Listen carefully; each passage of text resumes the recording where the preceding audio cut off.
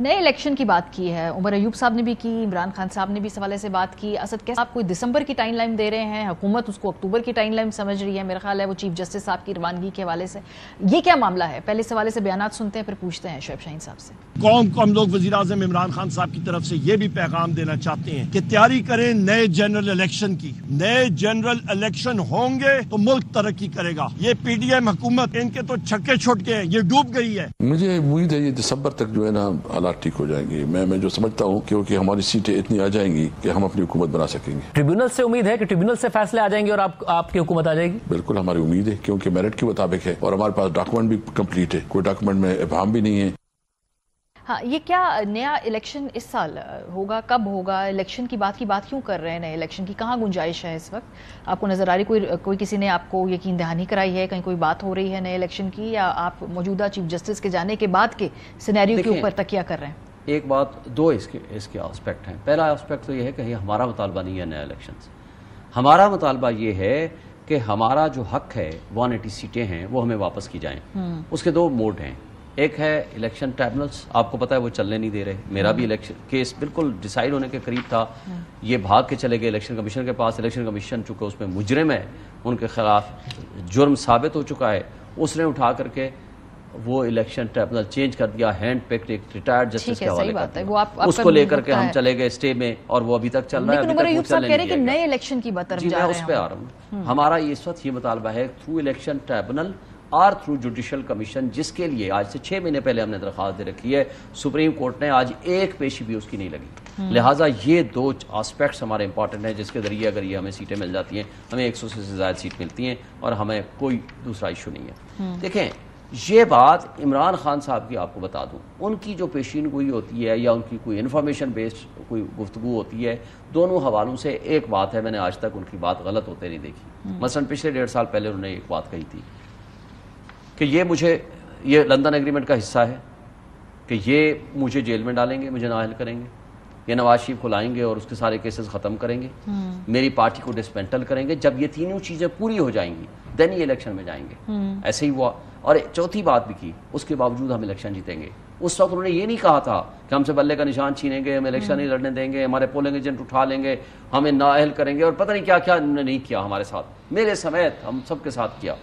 لیکن اس کے باوجود الحمدللہ ہم الیکشن جیتے ہیں، آپ کے سامنے ہی ہیں. یہ الگ بات ہے کہ پھر ان کو فارم 47 بنانے پڑے، ادروائز تو ہم الیکشن جیت گئے تھے. عمران خان صاحب کی میری نظر میں ایک رائے یہ ہو سکتی ہے کہ جس وقت ہمارے حقوق مل جانے ہیں، ہماری سیٹیں ہمیں واپس ملنے لگنی ہیں، ان لوگوں نے فوری طور پر ڈیزولوشن آف دی اسمبلی کی طرف چلے جانا ہے. اس لیے وہ ہمیں اپنے تئیں تیار کر رہے ہیں اور قوم کو تیار کر رہے ہیں کہ آپ نے تیار رہنا ہے for every circumstance. That might be the consideration جو خان صاحب کی جو رائے ہوتی ہے، کیونکہ یہ ملک ان سے نہیں چل رہا. آپ نے کہا ہم نے زراعت کو درست کرنا ہے. ود ریسپیکٹ مجھے بتائیں، زراعت کو درست کر لیا؟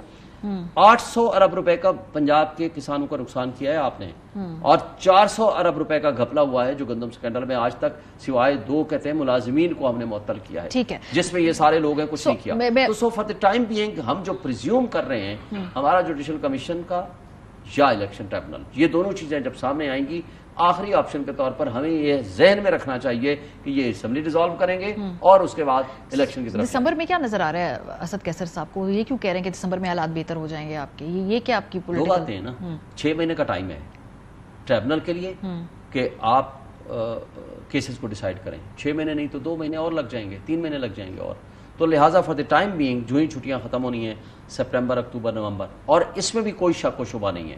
ہم یہ سمجھتے ہیں کہ سپریم کورٹ ایک انڈیپینڈنٹ انسٹیٹیوشن ہے جس سے ہمیں انصاف کی توقع ہے، لیکن ہمیں قاضی صاحب سے انصاف کی توقع نہیں ہے. تو جو اس کا بھی ایک امپیکٹ، ایک پازیٹیو، بہرحال ہم ایک سوچ سکتے ہیں کہ سپریم کورٹ کم سے کم یہ جو خرابیاں ہو چکی ہیں، جو اس وقت ڈھکن بند کیے ہوئے ہیں اور جو سچ کو چھپایا جا رہا ہے، تو یہ کم سے کم کھلے گا. جب آپ 1 سال میں بھی 1.5 سال میں بھی ہماری ایک پٹیشن کی 1 تاریخ نہیں لگتی اور دوسروں کے کیسز جس طریقے سے اور جس کوئک سروس کے ذریعے ان کو ریلیف ملتا ہے، ہم کہتے ہیں ہمارے خلاف ہمارا نہیں بنتا حق، کم سے کم ہمارے مقدمات تو لگا دیں. اور خان صاحب نے بھی نیب کی اپیل میں 2 کیسز کا حوالہ دیا. جو فارم 45 والی ہماری پٹیشن ہے جو 6 مہینے سے پینڈنگ ہے اس کو لگا دیں، اور ہیومن رائٹس والی اور اس کے ساتھ جو 9 مئی کے حوالے سے جوڈیشل کمیشن کی درخواست تھی وہ ہماری فکس کر دیں. آج تک پہلی پیشی بھی نہیں لگی. یہ جو آپ بات کر رہے ہیں کہ آپ کا خیال ہے کہ 6 مہینے کے بعد چونکہ آپ کے کیسز کا فیصلہ اس طریقے سے سامنے آ سکتا ہے کہ حکومت شاید ڈیزالو بھی کر دے, یہ آپ نے کہا ہے. جماعت اسلامی کیا دھرنا لے کر یہاں بیٹھے ہیں. کل اس دھرنے سے خطاب کرتے ہوئے جو جماعت اسلامی کے امیر ہیں انہوں نے فارم 45 کے حوالے سے بات کی. انہوں نے کہا کہ اگر فارم 45 کلیئر ہیں تو پھر نئے الیکشن کا مطالبہ کیوں کر رہی ہے تحریک انصاف.